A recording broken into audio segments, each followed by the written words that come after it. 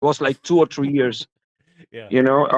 But I kept my record collection. I kept most of my record collection, and I was collecting stuff as we were traveling, more in the 90s. But in the beginning, if you have a record in Buenos Aires, you share it.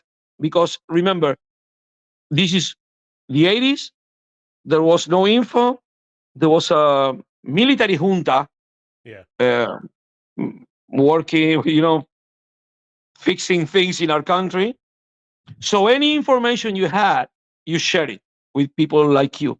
So that was the first thing that I did with the guy. Like, come on, check my record collection. They were like, wow. He had the Jam collection. They were like really crazy about that. So that was the kind of thing. I was a DJ from the very beginning. Before working and doing DJ sets, I was actually the guy who was showing the new bands to my bandmates. In the early mid 80s of Argentina, there's quite a few bands that are mixing ska and reggae, like Soda Stereo, Sumo, uh, Los Fabulosos, Auténticos, Decadentes. Mm-hmm. Can you talk about that? Did it become popular for a while in Argentina to mix ska and reggae in your music? Well, yes. The thing is that you have to remember the ska movement actually was really a movement in USA or Europe, but here in Latin America came as a mix of what we call new wave. Mm-hmm. So a lot of bands doing one ska song, one reggae track, but they weren't, like rude boy bands or nothing like that. So Soda Stereo particularly was a really pretty famous band, and they mixed pop with other styles, a little bit of reggae, a little of ska, but you couldn't say that it was ska properly. Sumo was a different thing.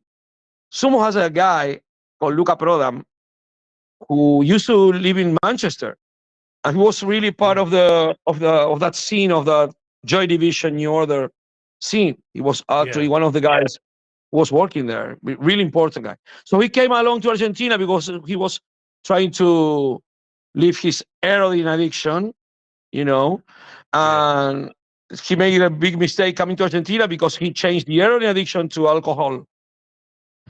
You know how that's happened. So he died in '87, but he was a very important figure. And he Sumo used to play really good reggae and really good ska. But actually, there were, like in the Cadillacs, wasn't just Jamaican influences. They have post-punk influences, but they were really, really good. So the Stereo, there was a good band, but it was more like a pop band. You know what I mean? So Sumo was a different thing. Was profound, was deep, was really intense. And the other band that you mentioned, Los Auténticos Decadentes, I can figure it out maybe 5 years later. We were talking about probably 82, 83, 84, 85, 86 was the first Cadillacs album, and the Los Decadentes album is 89. And the whole thing changed because we had a democratic government. It was much easy to play shows and feel safe doing that. The bands like Soda Stereo and Sumo, I mean, they took a lot of influence from British music, right? So obviously they were into post-punk, but they were into like Madness and The Police and these other bands. Is that why there was a little bit of ska and reggae in a lot of these bands? Was it because of the influence from the British bands? Exactly. Yeah. Exactly. But it was really popular in those days, in the early '80s and the late '70s. Have a ska song on your list. You can check that on The Pretenders, Joe Jackson, The Police. All those bands weren't ska bands, but they have a ska song just to make the party going on. They have the slow one and the rock one and the ska song where everybody was partying. But none of those bands were ska bands or two-tone bands or whatever, or Rude Boys or whatever. But it was really popular to do that. It was the same thing in Argentina. So with the original version of Los Fabulosos, did you guys intend to be more like, we're going to be a ska band? We're not going to just do one or two songs. We're going to be... We were Rude Boys. Yeah. Forget it. We were Rude Boys. I cut my hair to look more like the Cadillacs. Because I was coming from my post-punk look, wearing all black and makeup and stuff like that. So, okay, let's cut my hair to look more like these guys. But I was actually looking at them like, oh yeah, I used to do this like 2 years ago. I can do it again. I can take the dust out of my suits, keep my leather jacket on for a while and put my suit back.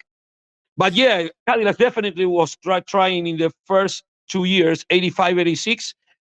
We looked like Rude Boys. We posed like Rude Boys. We acted like Rude Boys. We were really fighters on the night, and we were drunk all the time. You talked about what was happening politically in the early 80s, but there's also a thing, I believe in like 82, where there's a conflict with the UK, and then music with English lyrics gets banned from the radio, so then it's only bands with Spanish songs that are going on the radio. And exactly. This kind of impacts like these bands like Sumo and Soda Stereo and other local bands becoming popular, right? Yep. Yeah, actually what happened was exactly as you said. Remember that before that, it was 75% of the music that sounded in Buenos Aires was in English. As different to the rest of Latin America, which they have, like Caribbean influences. Here, no, it was just the Rolling Stones sounding on the radio all the time. So when that was stopped by what you already said about the conflict, the Malvinas conflict, they couldn't. The radio operators were trying to, well, we can't play the 75% kind of music we're playing. It was probably some kind of disco, much more what they call A or R, like adult oriented rock. Yeah, like Fleetwood Mac or whatever. That was sounding on the radio, and suddenly they have to put something on, and 75% of the kind of music they were putting, they couldn't play it. So they went to rock music, Argentinian rock music, and a lot of bands came on that, but it mostly hippie bands. They didn't add, like rock, heavy rock Argentinian bands. What they made place for like pop and acoustic kind of thing. Was, remember, we were in a war. You don't want heavy metal sounding when you're in war. You rather have James Taylor kind of version of